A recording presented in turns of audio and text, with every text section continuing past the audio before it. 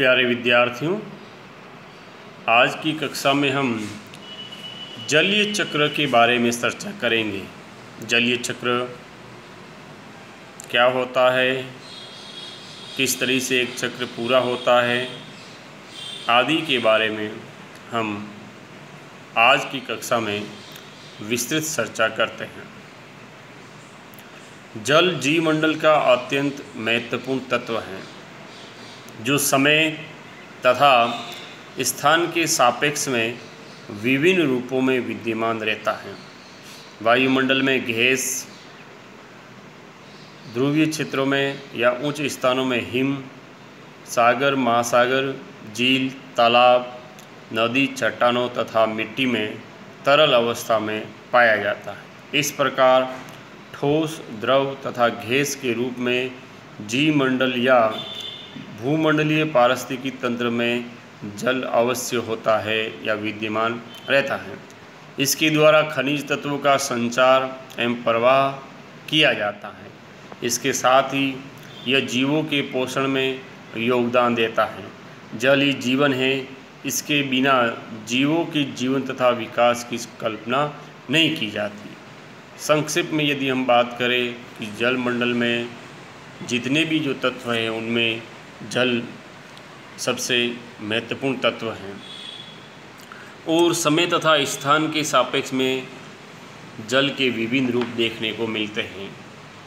वायुमंडल में गैस के रूप में ऊंचे पर्वतीय क्षेत्रों व उच्च अक्षांशों या ध्रुवीय क्षेत्रों में बर्फ़ के रूप में सागर, महासागर, नदी आदि में ये तरल अवस्था में पाया जाता है।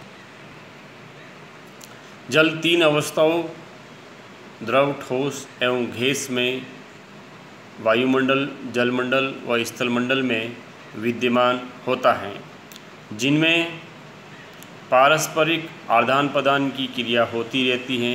वास्तव में इन तीन अवस्थाओं में जल के विभिन्न रूप है जिनका जैविक और अजैविक घटकों के लिए बहुत ही महत्व होता है।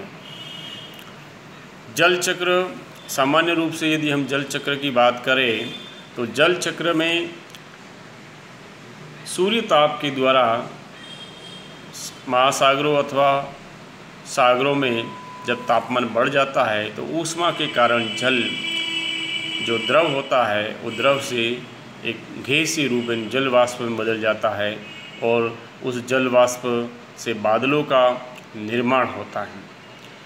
इस प्रक्रिया में जल द्रव से गैस से ठोस अवस्था में पहुंच जाता है और संघनन की क्रिया से बादलों का निर्माण होता है और बादलों से वर्षा की क्रिया प्रारंभ होती है, जिससे पुनः जल तरल अवस्था में पहुंच जाता है और वर्षा की प्रक्रिया से पुनः जल स्थलीय भाग से नदियों के माध्यम से पुनः सागर में पहुंचता है।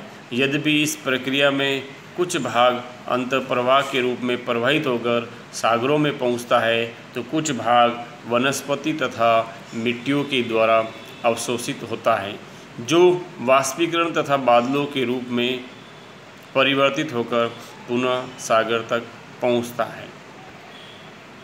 ये जो डायग्राम आपके सामने दे रखा है, किस तरह से सूर्य ताप के द्वारा जल का सागरीय भागों से या धरातल पर अन्य स्थलीय भागों से जल का वाष्पीकरण होता है और वाष्पीकरण होकर जल संघनन की क्रिया से बादलों का निर्माण होकर वर्षा के रूप में वापस धरातल पर गिरता है और वो जल नदियों के माध्यम से प्रवाहित होकर पुनः है जो सागर में आता है और फिर पुनः वो चक्र चलता है।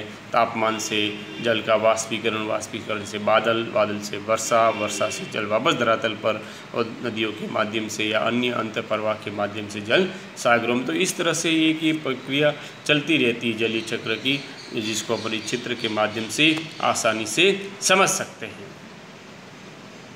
अब यदि हम समस्त जल भंडारों की बात करें तो 97.2 भाग सागरों में तथा 2.8 भाग हिमानी के रूप में इस पृथ्वी तल पर विद्यमान रूप है। यानी समस्त पृथ्वी तल का जो 97.2% जो जलीय भाग है वो सागर, महासागरों में तथा 2.8 जो भाग है वो है आपके हिम के रूप में या बर्फ़ के रूप में इस पृथ्वी तल पर विद्यमान है। 109,000 घन मील जल का वाष्पीकरण सागरों के द्वारा तथा 15,000 घन मील स्थलीय जल भाग की मिट्टियों वनस्पतियों के द्वारा वाष्पीकरण होता है, जो वायुमंडल को प्राप्त होता है, जिससे वायुमंडल में जल वाष्प की एक विस्तृत राशि है या विशाल राशि है वो एकत्रित हो जाती है। इस प्रकार वायुमंडल के कुल 1,24,000 घन मील जल वाष्प की प्राप्ति होती है तथा ये संपूर्ण जल वर्षा की प्रक्रिया के द्वारा 98,000 घन मील जो जल है वो पुनः पृथ्वी को प्राप्त हो जाता है और 26,000 घन मील जल वनस्पति एवं वायुमंडलीय धूल कणों द्वारा अवशोषित हो जाता है। इस तरह से हम बात करें तो ये स्पष्ट होता है कि जलीय चक्र की एक प्रक्रिया निरंतर सक्रिय रूप से रहती है या सक्रिय रूप से चलती रहती है, जिसमें सागर जल का वाष्पीकरण होता है और वो वायुमंडल में पहुंचती है और उससे बादलों का निर्माण होता है और संघनन की क्रिया के फलस्वरूप बादलों से वर्षा होती है और वर्षा का जल जब धरातल पर आता है तो नदियों के माध्यम से पुनः सागर पर पहुंचता है। ये सभी क्रियाएं एक जलीय चक्र में सम्मिलित रहती है, जो एक जलीय चक्र की पूर्ति होती है या जलीय चक्र का निर्माण का जो प्रक्रिया है उसकी पूर्ति होती है। इस तरह से यदि हम बात करें जल चक्र की तो ये जीवन मंडल के लिए या जैव मंडल के लिए एक अत्यंत ही महत्वपूर्ण तत्व है। इसके द्वारा जैविक एवं अजैविक घटकों को न केवल जल की प्राप्ति होती है अपितु इससे विभिन्न प्रकार के तत्वों की प्राप्ति होती है, जिससे उनका पोषण होता रहता है।